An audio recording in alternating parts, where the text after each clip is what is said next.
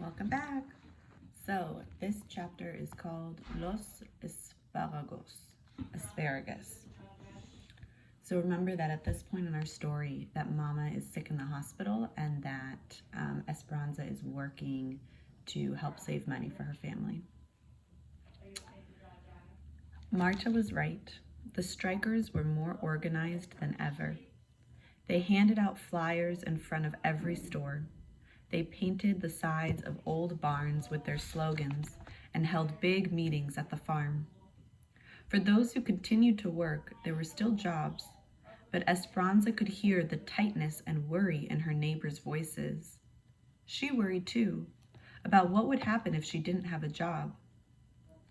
Asparagus would be a long season, sometimes up to 10 weeks, but it had to be picked before the high temperatures touched the valley in June.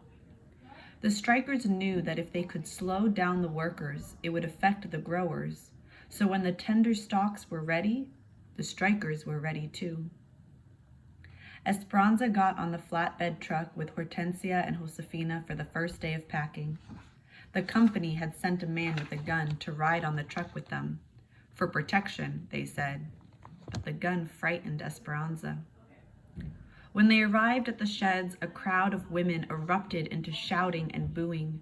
They carried signs that said, "Huelga, strike." Among them were Marta and her friends, and they were yelling, "Help us feed our children. We must all join together if we are all to eat. Save your countrymen from starving." When Esperanza saw their menacing faces, she wanted to run back to the safety of the camp, do laundry, clean diapers, anything but this. She wanted to tell them that her mother was sick, that she had to pay the bills. She wanted to explain to them about Abuelita and how she had to find a way to get some money to her so she could travel. Then maybe they'd understand why she needed her job. She wanted to tell them that she did not want anyone's children to starve, but she knew it would not matter. The strikers only listened if you agreed with them. She reached for Hortensia's hand and pulled her close. Josefina marched toward the shed, looking straight ahead.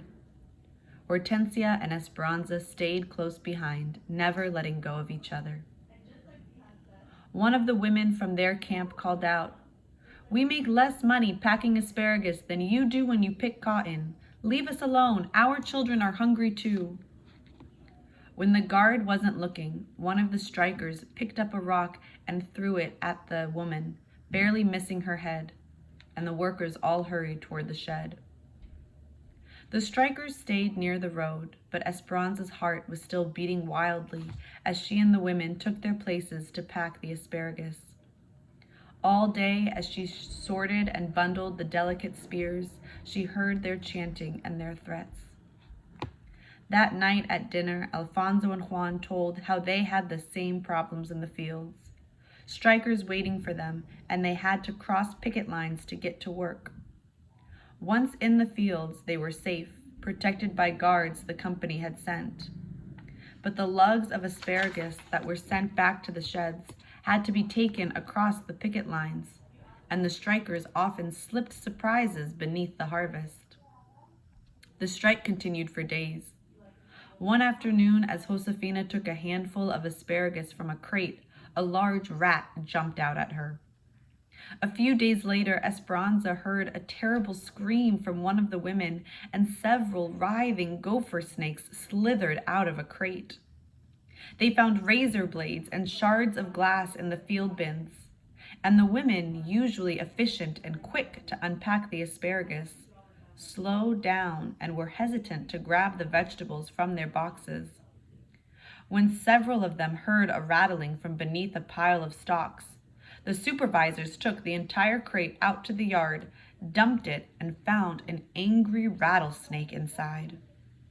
"It was a miracle that no one was bitten by the snake," said Hortensia that night at dinner.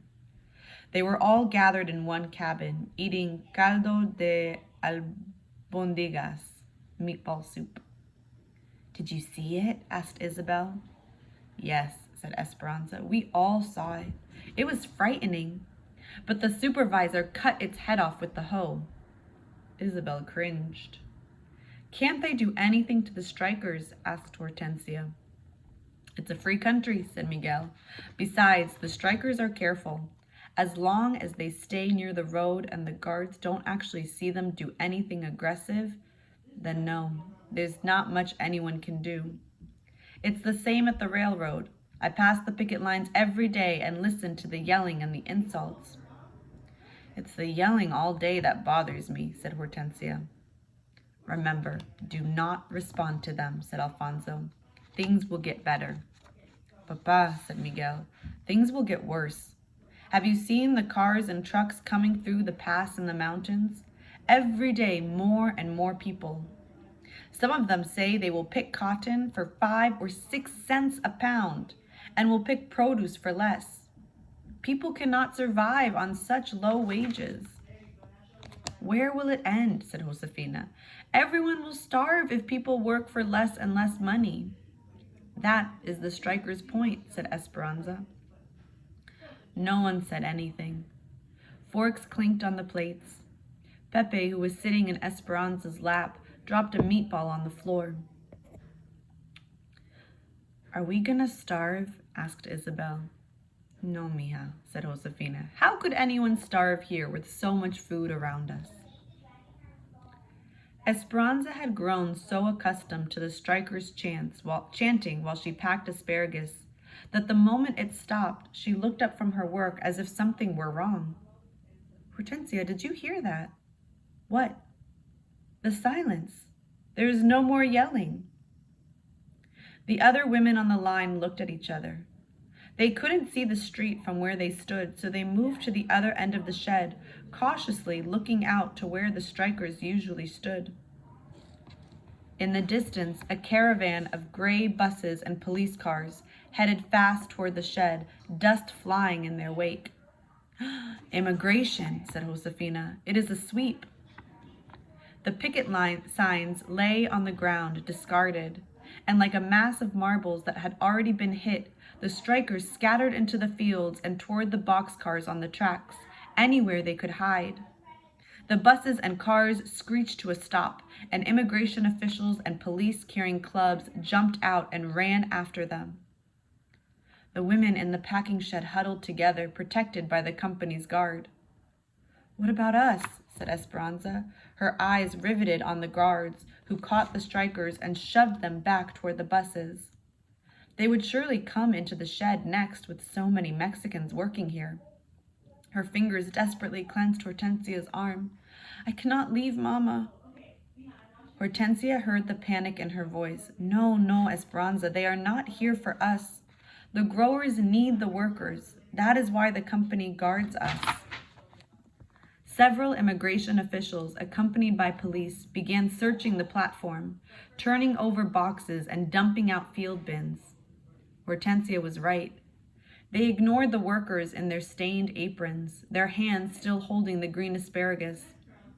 Finding no strikers on the dock, they jumped back down and hurried to where a crowd was being loaded onto the buses. Americana, Americana, yelled one woman, and she began to unfold some papers. One of the officials took the papers from her hand and tore them into pieces. Get on the bus, he ordered. What will they do with them? Asked Esperanza. They will take them to Los Angeles, put them on a train to El Paso, Texas, and then to Mexico, said Josefina. But some of them are citizens, said Esperanza. It doesn't matter. They are causing problems for the government. They are talking about forming a farm workers' union, and the government and the growers don't like that. What about their families? How will they know? Word gets out. It is sad. They leave the buses packed at the station until late at night with those they captured on board. Families don't want to be separated from their loved ones and usually go with them. That is the idea. They call it a voluntary deportation, but it is not much of a choice. Two immigration officials positioned themselves in front of the shed. The others left on the buses. Esperanza and the other women watched the despondent faces in the windows disappear. Slowly, the women reassembled on the line and began to pack again. It had all lasted only a few minutes. What happens now? Asked Esperanza. La Migra will keep their eyes open for any strikers that might be back, said Josefina, nodding toward the two men stationed nearby. And we go back to work and feel thankful it is not us on that bus. Esperanza took a deep breath and went back to her spot. She was relieved, but still imagined the anguish of the strikers. Troubled thoughts stayed in her mind. Something seemed very wrong about sending people away from their own free country because they had spoken their minds. She noticed she needed more bands to wrap around the asparagus bundles and walked to the back of the docks to get them. Within a maze of tall crates, she searched for the thick rubber bands. Some of the boxes had been tossed over by the immigration officials, and as she bent down to set one straight, she sucked in her breath, startled to see what was in front of her. Marta was huddled in a corner, holding her finger to her lips, her eyes begging for help. She whispered, "Please, Esperanza, don't tell. I can't get caught. I must take care of my mother." Esperanza stood frozen for a moment, remembering Marta's meanness that first day in the truck. If she helped her and someone found out, Esperanza would be on the next bus herself. She couldn't risk it and started to say no. But then she thought about Marta and her mother holding hands and couldn't imagine them being separated from each other. And besides, they were both citizens. They had every right to be here. She turned around and headed back to where the others were working. No one paid any attention to her. They were all busy talking about the sweep. She picked up a bundle of asparagus, several burlap sacks from a stack, and a dirty apron that someone had left on a hook. She quietly wandered back to Marta's hiding place. "La Migra is still out front," she said in a hushed voice. "They will probably leave in an hour when the shed closes." She handed the apron and the asparagus to Marta. "When you leave, put on the apron and carry the asparagus so you'll look like a worker, just in case anyone stops you." "Gracias," whispered Marta.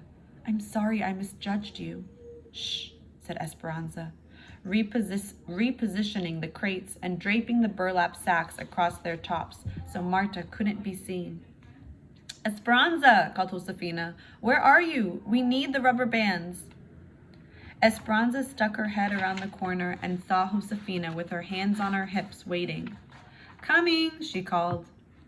She grabbed a bundle of bands and went back to work as if nothing had happened. Esperanza lay in bed that night and listened to the others in the front room talk about the sweeps and the deportations. "They went to every major grower and put hundreds of strikers on the buses," said Juan. "Some say they did it to create more jobs for those coming from the east," said Josefina. "We are lucky the company needs us right now. If they didn't, we could be next." "We have been loyal to the company, and the company will be loyal to us," said Alfonso. "I'm just glad it's over," said Hortensia. "It is not over," said Miguel. "In time, they will be back, especially if they have families here. They will reorganize, and they will be stronger. There will come a time when we will have to decide all over again whether to join them or not." Esperanza tried to go to sleep, but the day spun in her mind. She was glad she had kept working and thankful that her camp had voted not to strike. But she knew that under different circumstances, it could have been her on the bus. And then what would Mama have done? Her thoughts jumped back and forth. Some of those people did not deserve their fate today. How was it that the United States could send people to Mexico who had never even lived there? She couldn't stop thinking about Marta. It didn't matter if Esperanza agreed with her, cause or not. No one should have to be separated from her family. Had Marta made her way back to the strikers' farm without getting caught? Had she found her mother? For some reason, Esperanza had to know. The next morning, she begged Miguel to drive by the farm. The field was still surrounded by the chain-link fence, but no one was protecting the entrance this time. All the evidence of people she had seen before was there, but not one person was to be seen. Laundry waved on the clothesline. Plates with rice and beans sat on crates and swarmed with busy flies. Shoes were lined up in front of tents as if waiting for someone to step into them. The breeze picked up loose newspapers and floated them across the field. It was quiet and desolate, except for the goat still tied to the tree, bleeding for freedom. "Immigration has been here too," said Miguel. He got out of the truck, walked over to the tree, and untied the goat. Esperanza looked out over the field that used to be crawling with people who thought they could change things, who were trying to get the attention of the growers and the government to make conditions better for themselves and for her too. More than anything, Esperanza hoped that Marta and her mother were together, but now there would be no way for her to find out. Maybe Marta's aunt would hear eventually. Something colorful caught her eye. Dangling from a tree branch were the remnants of the little donkey piñata that she had given the children, its tissue streamers fluttering in the breeze. It had been beaten with a stick, its insides torn out.